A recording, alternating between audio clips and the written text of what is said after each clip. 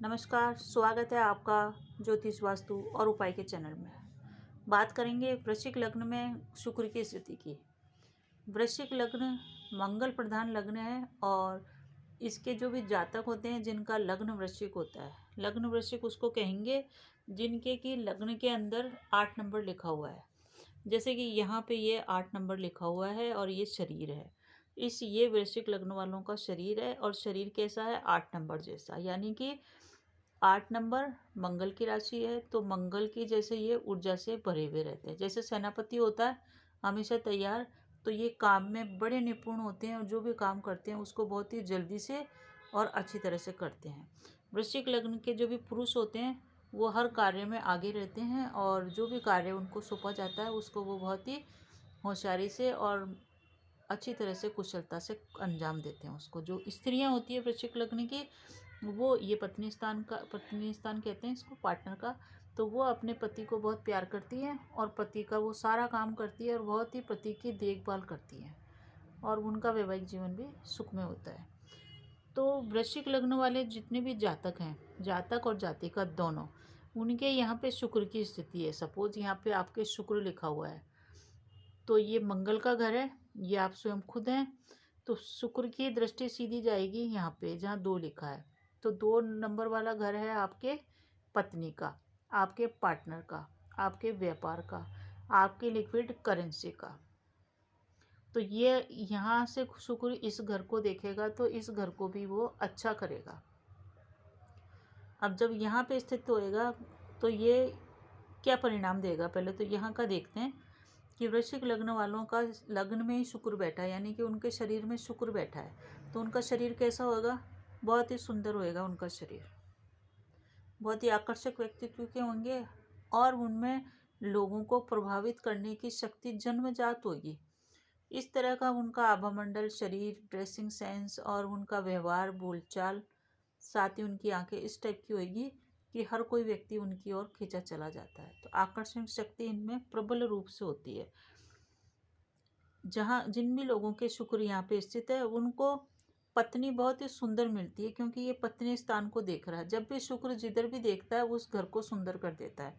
तो शुक्र किसका कारक है, भोग विलास का, सुंदरता का, ऐश्वर्य का, शारीरिक सुख का। तो उनको पत्नी कैसे मिलेगी, पत्नी स्थान को देख रहा है तो पत्नी उनको मिलेगी बहुत ही सुंदर, विनम्र, सभ्य, अच्छी तरह से बोलचाल करने वाली और स्वयं भी वो आकर्षक व्यक्तित्व की और प्रभावशाली स्त्री होगी। इस तरह की उसको पत्नी मिलती है। शुक्र यहाँ पे होएगा तो व्यक्ति को क्या क्या प्रॉब्लम हो सकती है कि उसको हार्ट से रिलेटेड प्रॉब्लम हो सकती है, उसको जुकाम रह सकता है, उसको कफ की समस्या रह सकती है। इस तरह की उसको छींके आना, कफ रहना, जुकाम रहना, और अगर बड़े रूप में है तो उसको हृदय रोगी भी बना देते हैं। ये इसका थोड़ा सा माइनस पॉइंट है।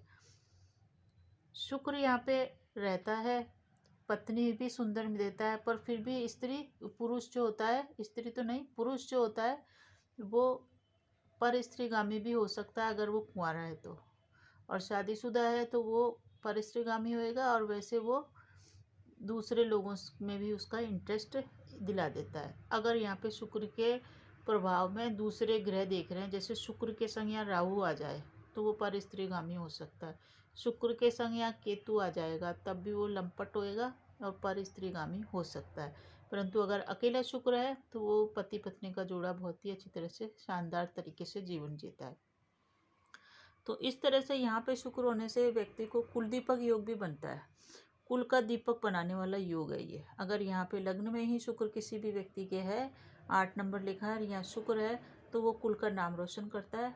उस कुल के लिए वो बहुत अच्छा धन अर्जन करता है और कुल के लिए बहुत सारा पैसा इकट्ठा करके वो जाता है यहाँ से, और काफ़ी वो घर के स्तर को ऊंचा उठा देता है यहाँ पे शुक्र होने से। अब यहाँ पे शुक्र तो के साथ दूसरे ग्रह भी आ जाएं, सपोज शुक्र तो आई, शुक्र के संग सूर्य आ जाए तो सूर्य क्या परिणाम देगा, शुक्र और सूर्य जब इकट्ठे आ जाएंगे तो व्यक्ति बहुत ही ऊंचे पद पे पहुंच जाएगा, क्योंकि सूर्य पद का कारक है और शुक्र भोग विलास और ऐश्वर्य का कारक है। तो ऐश्वर्यपूर्ण जीवन किसके द्वारा, ऊंचे पद पे जाएगा, उससे जो पैसा प्राप्त होएगा उससे। तो ऊंचे पद पे जाएगा, IAS RAS इस टाइप से ऊंचे पद पे भी जा सकता है। और उसको बहुत ही प्रतिष्ठापूर्ण जीवन होता है, उसको सभी जगह समाज में इज्जत मिलती है। इस तरह का वो शुक्र और सूर्य की युति उसको दिलाएगी अगर लग्न में है तो। शुक्र और चंद्र अगर मिल जाए, ये भी एक श्रेष्ठ योग होता है। शुक्र और चंद्र के मिलने से भी व्यक्ति बहुत भाग्यशाली होता है, सौभाग्यशाली होता है। उसका भाग्य उसका प्रबल रूप से साथ देता है, सारी ऐशो आराम की चीज़ें उसके पास होती है। स्वयं भी सुंदर होता है, पत्नी भी सुंदर होती है, आकर्षक होती है, और दोनों पति पत्नी का मान सम्मान समाज में बहुत बढ़िया रहता है, यशस्वी होते हैं वो। शुक्र के संग मंगल आ जाए, मंगल सेनापति है, शुक्र भोग विलास का कारक है, और ये दैत्यों का गुरु भी कहलाता है शुक्र। तो शुक्र के कारण ऐश्वर्यशाली जीवन आ जाएगा उनका। और मंगल आ गया तो दोनों के ये जो योग भी अच्छा कहलाता है। कई मामलों में खराब है परंतु यहाँ पे ठीक है।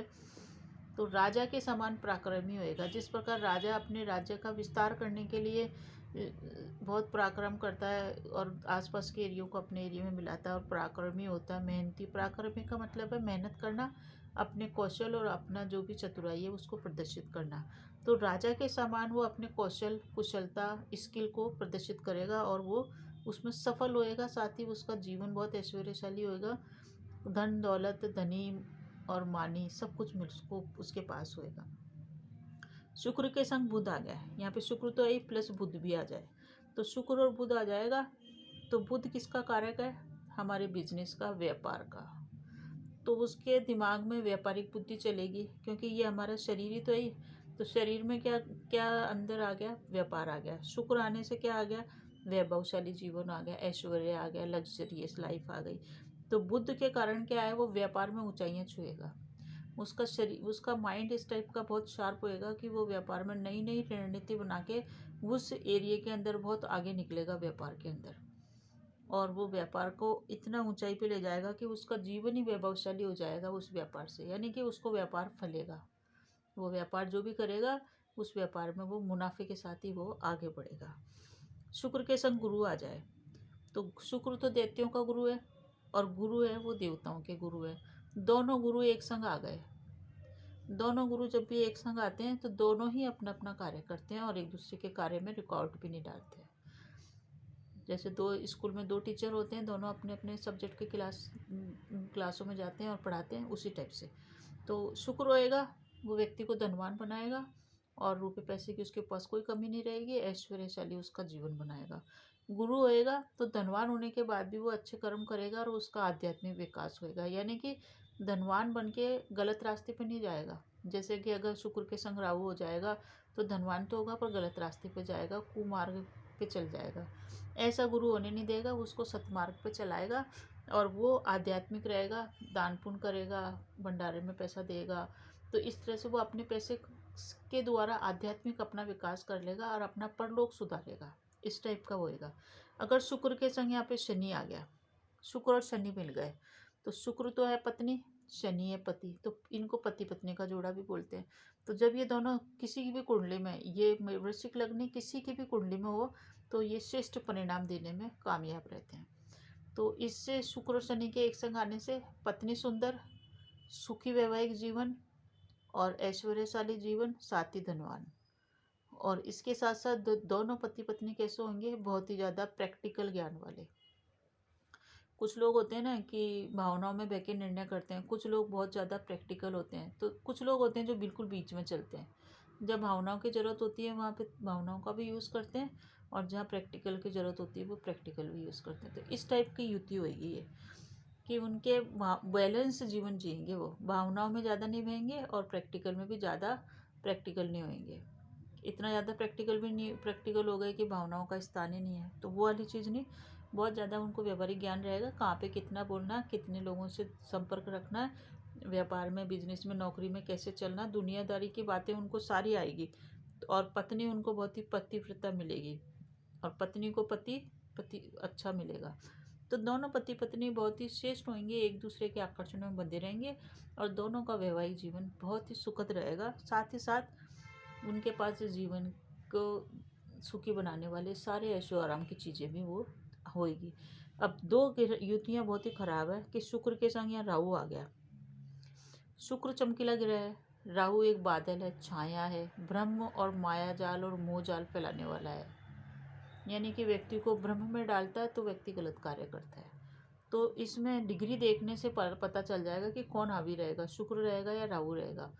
तो अगर वैसे भी ये युति तो अच्छी कहलाती नहीं है, शुक्र और राहु आ जाते हैं तो व्यक्ति के सबसे पहले तो उसके दिमाग पे असर आता है। राहु दिमाग पे उसका बुद्धि भ्रमित करता है। सबसे पहले राहु का काम ही यही है कि वो बुद्धि खराब करेगा व्यक्ति की। बुद्धि खराब करने से वो जो शुक्र के कारण जो ऐश्वर्य, धन और वैभव संपन्नता आई है ना, उसका खर्च वो किस में करेगा? अपने विलासितापूर्ण जीवन में। विलासिता का मतलब परिवार पे नहीं, बाहर वाले लोगों पे खर्च करेगा।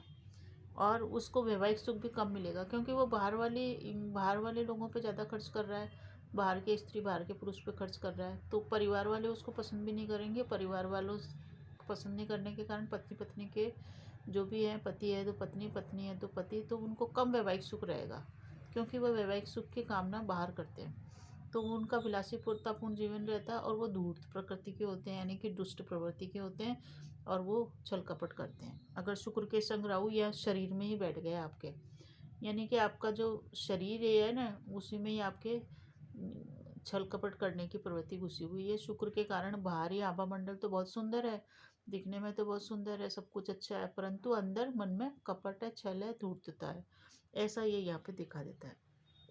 शुक्र के संग केतु आ जाए, यहाँ पे शुक्र है, शुक्र के संग विलासितापूर्ण जीवन सुंदर आकर्षक तो दिखेगा, पर केतु के आने के कारण ये भी एक खराब युति बन गई। उससे व्यक्ति का क्या है कि काम वासना बहुत ज़्यादा बढ़ जाएगी, वो कामी प्रवृत्ति को हो जाएगा। साथ ही वो इन चीज़ों को प्राप्त करने के लिए भी जल्दबाजी करेगा। तो जो अपना जितना भी धन है ना, जो शुक्र के कारण उसको मिल रहा है, उसको वो जल्दबाजी करके सारा खर्च करेगा और अपना जीवन को वो बेकार करेगा। तो कामी और जल्दबाज होएगा, और ये युति भी श्रेष्ठ नहीं होती है। तो शुक्र का परिणाम यही है कि शुक्र जब भी राहु या केतु के संग आता है, तब ना ये कुंडली के पूरे समीकरण को बिगाड़ के रख देता है।